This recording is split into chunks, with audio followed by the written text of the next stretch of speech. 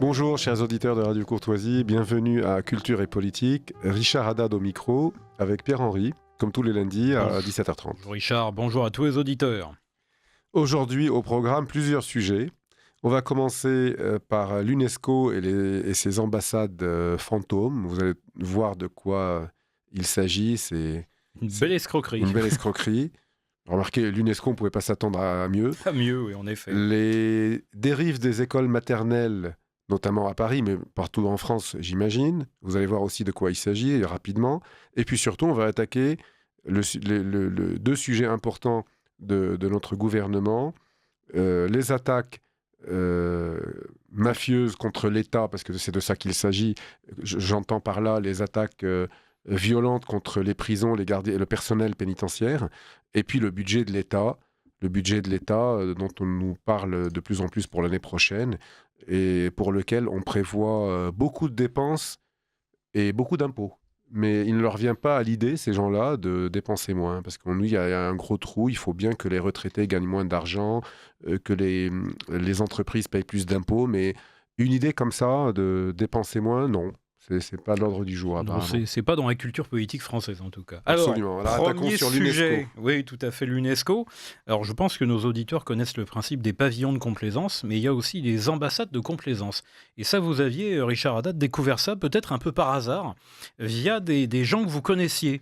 Oui, alors je savais que ça existait, mais je ne savais pas quelle en était l'ampleur. Parce que je savais qu'il y a un homme d'affaires libanais, un milliardaire libanais, installé en Afrique. Quand je dis libanais, c'est ce qu'on appelle les Libanais d'Afrique. Installé en Afrique noire, une très très grosse fortune, j'entends plusieurs milliards de dollars, et qui, inquiété par la justice... Alors, je ne vais pas affirmer des choses parce que je n'ai pas envie qu'il nous attaque et qu'il attaque Radio Courtoisie en diffamation. En tout cas, on dit que...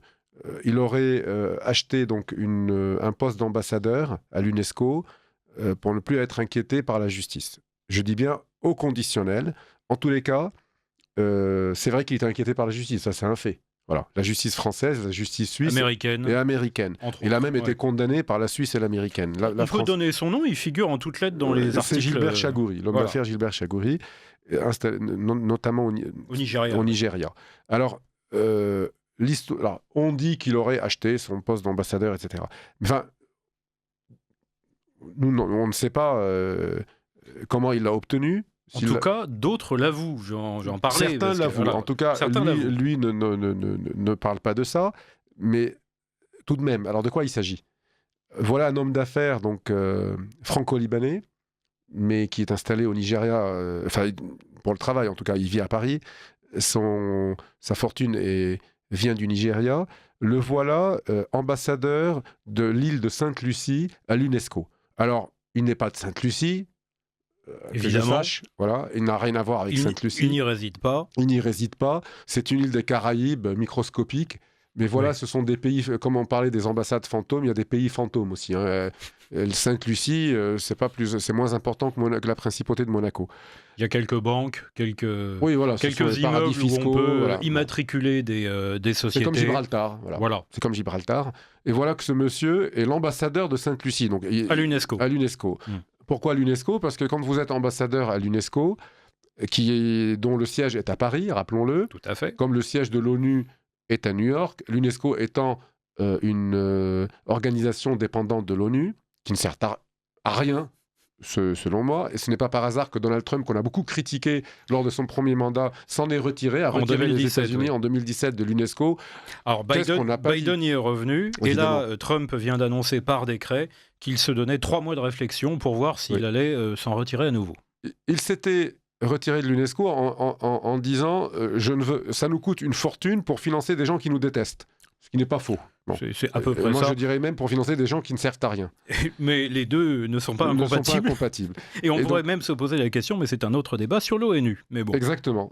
Mais là, c'est encore pire. Là, c'est plus flagrant. Parce que l'ONU, on peut toujours me dire, oui, instance de débat international, pourquoi pas. Les États, les 180, je ne sais plus combien d'États il y a dans le 192 ou 17, je ne sais plus. Se réunissent, etc. Mais là, l'UNESCO, c'est pour promouvoir la culture, la science et l'éducation. Oui, en fait, ça développe beaucoup de restaurants et de voitures de luxe dans Paris pour les représentants des pays qui y sont représentés.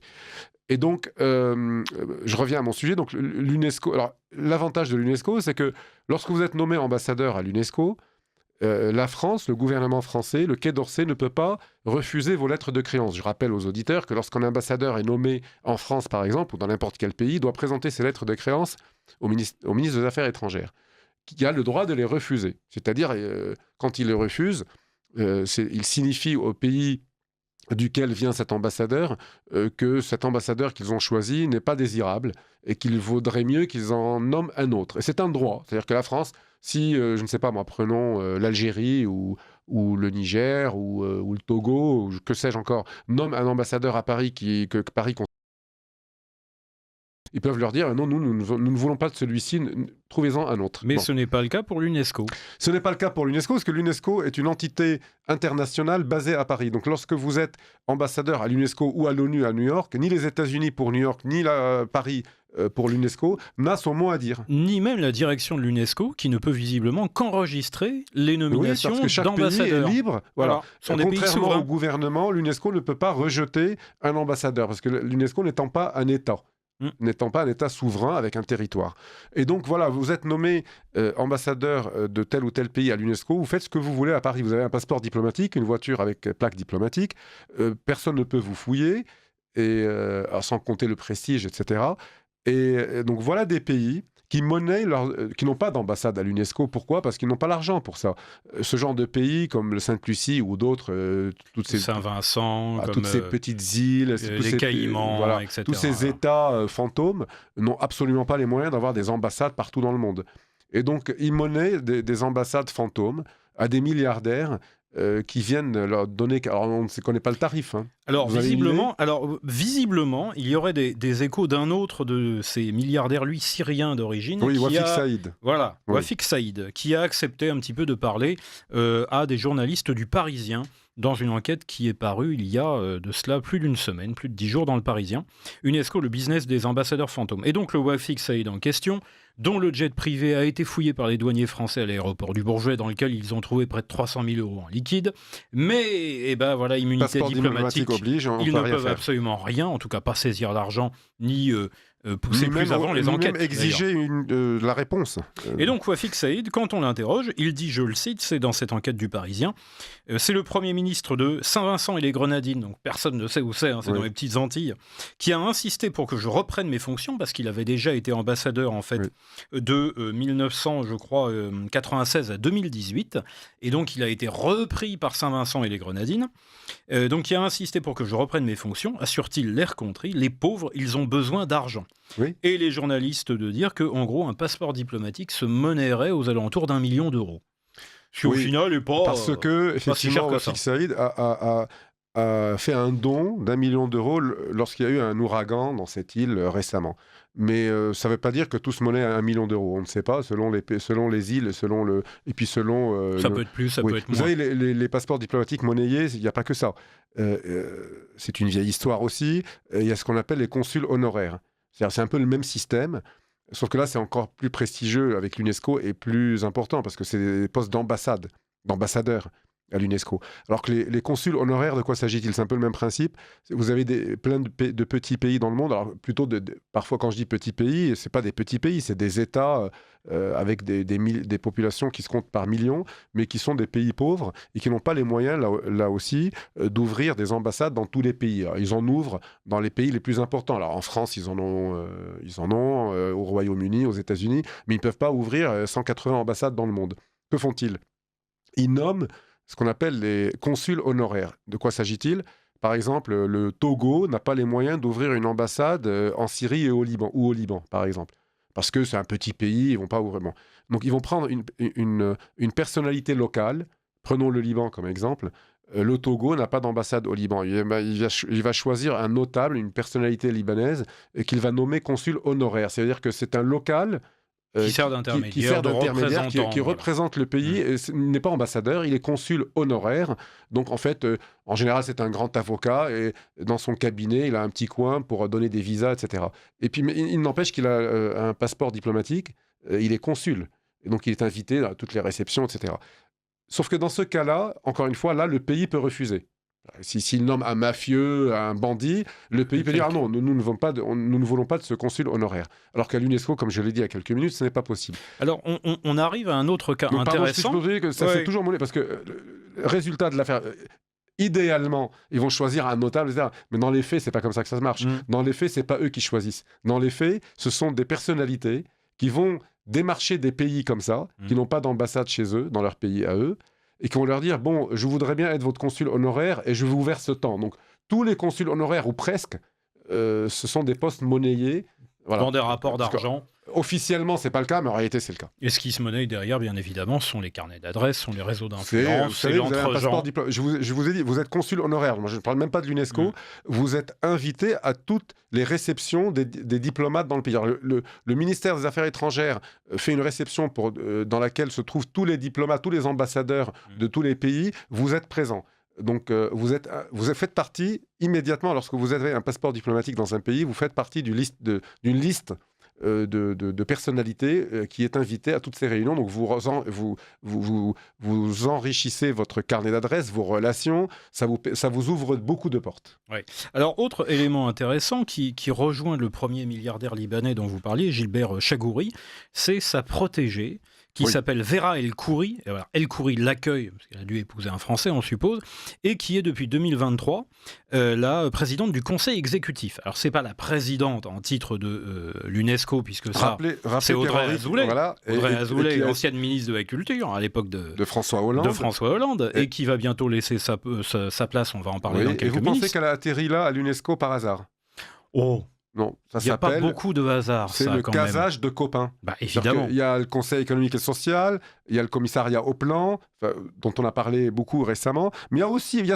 la République collectionne les places où caser les copains. Et l'UNESCO en fait partie. Et la voilà bombardée, présidente de l'UNESCO, Madame Azoulay, après avoir été ministre de Monsieur Hollande. Monsieur Hollande perd les élections présidentielles et hop, parachute à l'UNESCO. C'est des places confortables. Hein. Vous savez, vous avez une voiture avec chauffeur, un salaire... Vous ne payez pas d'impôts. Vous avez un salaire... Mirobolant. Des secrétaires. Et puis, comme je vous ai dit, vous êtes invité partout. Vous avez un carnet... C'est la belle vie. Alors pour en finir avec ce dossier UNESCO, donc la dénommée Vera El Khoury l'accueille. Elle avait tenté de se présenter justement à la présidence de l'UNESCO. Elle a été présentée. Oui, sous les couleurs du Liban, en tant que représentante du Liban. Absolument. Mais là, elle accède à la présidence du Conseil exécutif de l'UNESCO, mais en représentant, Sainte-Lucie. Oui, par hasard. Comme par hasard. Voilà des candidats qui changent de pays. Vous savez, vous êtes le candidat de la France pour un poste diplomatique. Et 2 ans plus tard, vous êtes le candidat d'un autre pays. Et quel pays? Sainte-Lucie. Et la voilà élue, soutenue par M. Chagouri, contre le candidat que la France avait soutenu. Autrement dit, si je résume bien, M. Chagouri est plus puissant que la France à l'UNESCO. On va peut-être faire une pause pour le Bobino. On se retrouve tout de suite après.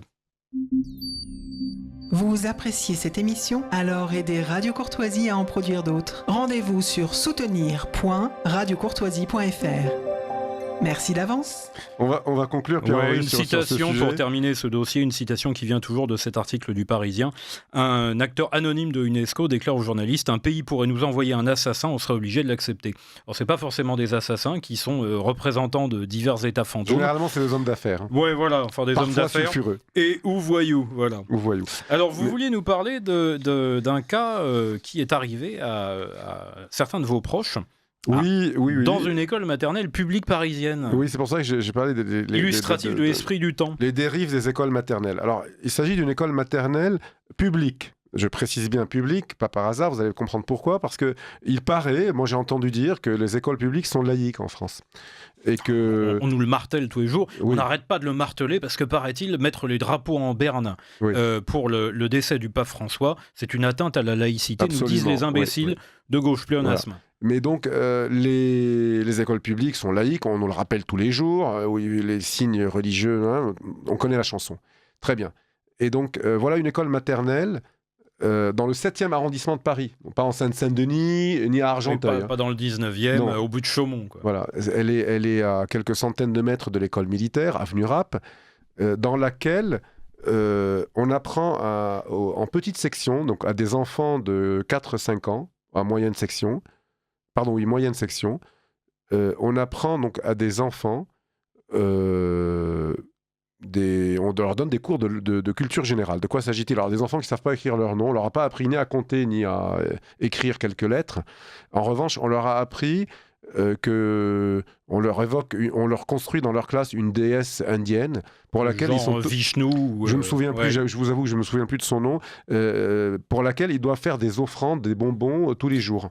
Et donc voilà, pendant des semaines comme ça, plusieurs jours, les enfants sont sollicités pour apporter des bonbons, demander à leurs parents des bonbons pour les apporter à l'école et les offrir à cette déesse. En fait, c'est une pratique cultuelle déguisée dans une classe d'école publique. Si vous leur dites où est la laïcité, Fabuleux. Ils vont vous dire mais c'est pour élargir leur culture générale. C'est l'ouverture. Exactement, l'ouverture au monde.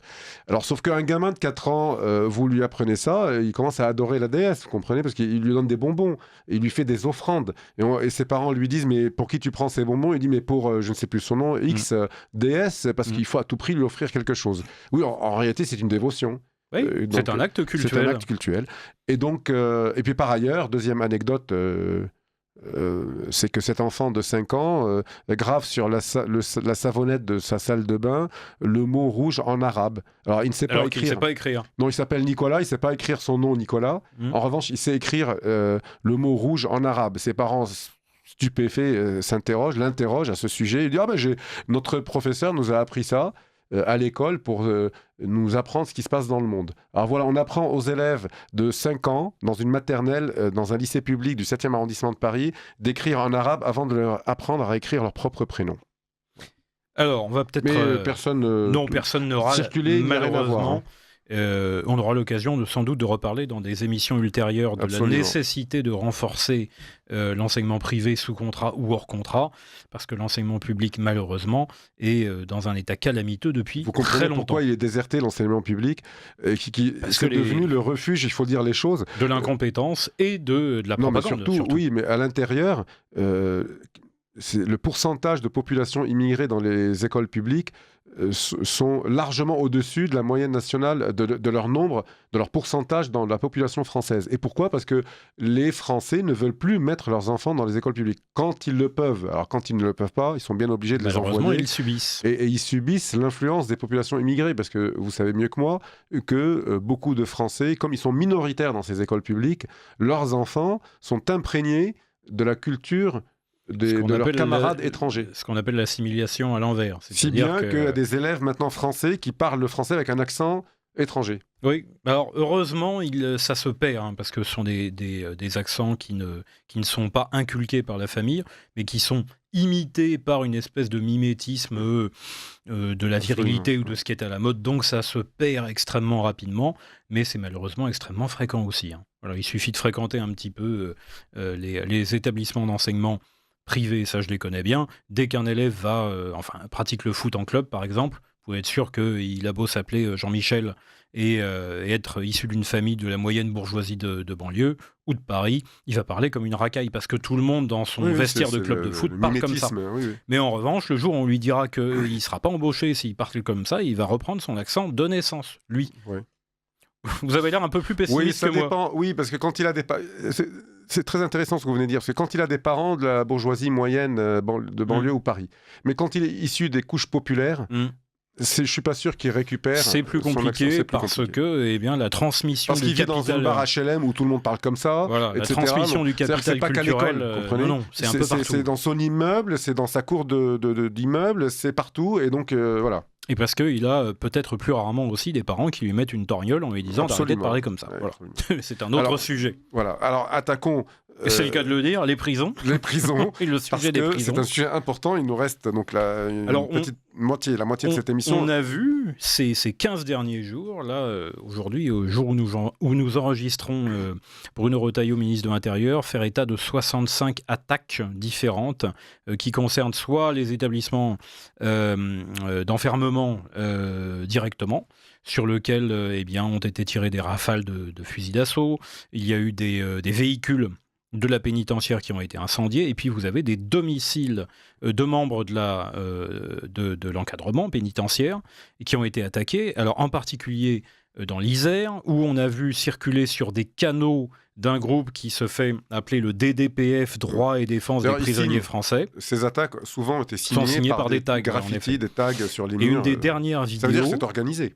C'est tout à fait organisé, mais alors visiblement, ça a l'air de sidérer le ministère de l'Intérieur et le ministère de la Justice et les services de police qui n'ont pas encore vraiment réussi à savoir d'où cela partait et comment c'était coordonné.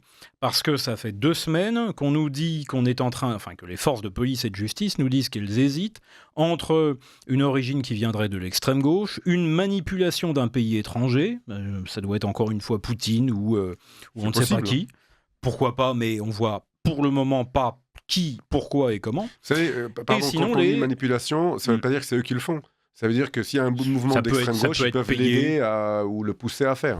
Mais alors, en 2025, dans les années 70 ou 80, bien évidemment, on l'a vu très souvent. En 2025, qui ? Pourquoi pas, hein, mais j'attends qu'on m'apporte des éléments probants.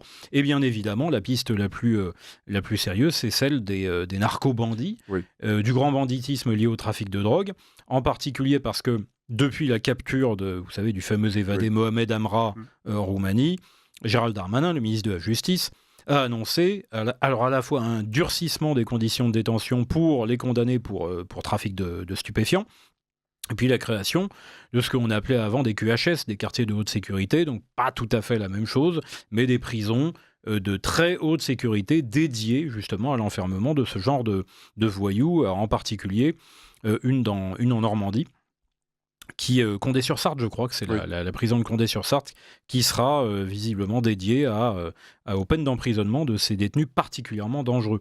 Et donc il y a un mouvement d'attaque, donc on vous l'a dit, incendie volontaire, des rafales. Le dernier cas, disais-je, dans l'Isère, c'est un pavillon, parce que les attaquants se sont trompés de pavillon et pensaient attaquer celui d'un gardien de prison.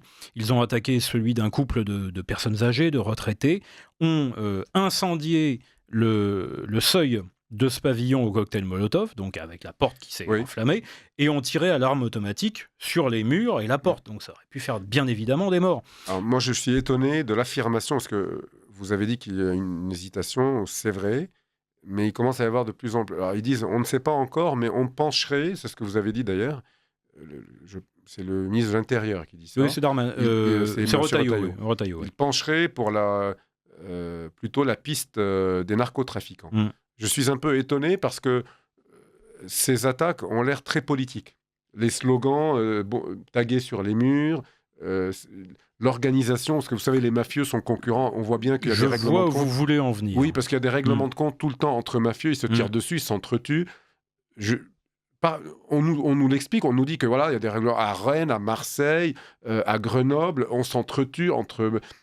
groupe, et de plus en plus c'est des jeunes donc des mineurs et on nous explique que ça n'a plus rien à voir avec les trafiquants des années 70, le grand banditisme des années 70 où il y avait un code d'honneur, etc. Maintenant ça se tire dessus n'importe comment, c'est des jeunes très très jeunes, etc. Donc c'est un peu contradictoire par rapport à... On les voit mal, comme tels qu'ils sont décrits, en tout cas des gens qui se tirent dessus tous les jours, qui sont en concurrence féroce, qu'ils s'organisent tous ensemble comme ça, comme dans un cartel, pour attaquer l'État. Moi, j'ai du mal à le croire. Je vois plus une signature de l'extrême gauche. Bon. Alors, l'un n'empêche pas l'autre. C'est-à-dire que vous pouvez avoir des organisateurs qui ont cette tendance politique-là. On se souvient, par exemple, que Jean-Marc Rouillant, un ancien d'Action Directe condamné pour plusieurs assassinats, et après sa sortie de prison étant devenu la coqueluche du NPA à l'époque d'Olivier Besancenot, avait loué, par exemple, les terroristes du Bataclan, les frères Kouachi, pour leur courage, je crois, comme si c'était des moudjahidines. Hein. Et le terroriste Carlos s'était converti à l'islam, d'ailleurs, dans les années 70. Donc, il y avait déjà eu des modèles islamo-gauchistes dans le terrorisme. Là, il n'est pas du tout exclu que vous ayez une frange de l'extrême gauche qui ait envie de repasser à ce que l'on appelait l'action directe avant, la propagande par les faits, mais avec l'aide de petites mains qui, elles, viennent du banditisme. Qui pourrait les armer, d'ailleurs. Ou une en alliance tout cas, entre le banditisme et les l'extrême gauche est très possible. Oui, parce que ce qui, en effet, est lisible sur le canal Telegram du nom d'une messagerie cryptée comme un peu WhatsApp ou Signal, ce qui est lisible, ce sont des propos qui sont en effet très politisés et qui sont formulés par des gens qui savent quand même à peu près parler français. Voilà. Ce qui n'est pas tout à fait le cas du Mohamed Amra de base. Il y a une structure politique, et ce qui n'est pas ce n'est pas à ça que les trafiquants nous ont habitués. Il nous reste à peine 1 minute. Un mot sur le budget, alors parce qu'on va en parler dans plusieurs émissions, le budget. Donc le futur budget, on nous explique qu'il faut trouver 40 milliards. on nous donne plusieurs pistes, mais aucune sur des économies. Aucune. Alors, il faut faire payer les entreprises. Maintenant, hier, on nous a dit qu'il faut que on a découvert que les retraités, tout de même, ont eu des augmentations de l'ordre de 5%, et que finalement, les retraités en France vivent très bien. Il faut les racketter, quoi, en gros, c'est ça? Alors oui, en 30 secondes, ça serait quand même un vaste sujet parce qu'il y a une portion assez intéressante des retraités en France qui vivent très bien. C'est pas le cas de tous les retraités, parce que nous connaissons tous des petites retraites qui s'en sortent très difficilement. Oui, non, mais, pardon, moi je conteste ça, parce qu'ils vivent très bien, mais parce qu'ils ont cotisé, ils ont cotisé sur leurs revenus qui sont élevés pendant des années. En France, on est quand même dans un système qui est par répartition et pas par capitalisation. Et le problème vient quand même de là, et c'est sans doute notre mot de la... S'ils sont une bonne retraite, c'est qu'ils ont gagné pas mal d'argent qui a été... les générations qui succèdent n'ont pas cette chance-là. C'est vrai, mais c'est pas de leur faute à eux. C'est pas de leur faute à eux. Enfin, mais eux, bon, en quand tout même. cas, on leur a pris un certain pourcentage de leurs revenus. Ça nous lancerait sur le fameux débat sur la génération des boomers, mais là, malheureusement, on n'a plus le temps. On va se retrouver lundi prochain, 17h30, sur Radio Courtoisie, pour un nouveau numéro de Culture et Politique. Merci, à Richard, très bientôt, chers et bonne soirée. Merci Pierre-Henri.